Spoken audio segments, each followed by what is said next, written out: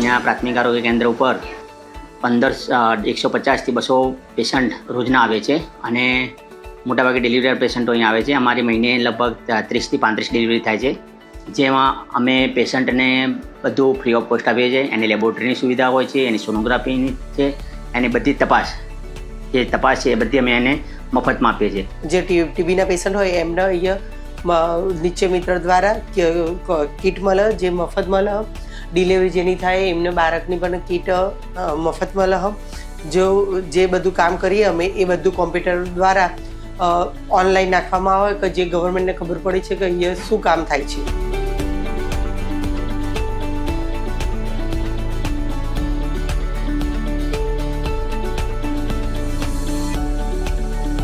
માટે સરકારી દવાખાનું સારું જ છે અને અમે તે ટ્રીટમેન્ટ માટે જઈએ છીએ. દવાઓ બધું મફતમાં મળે છે. સરકારી દવાખાનું સારું જ છે અને રાઠોડ સાહેબ સાથે અમે જઈએ છીએ. બધું સારી રીતના બધી ટ્રીટમેન્ટ અમારી કરે છે.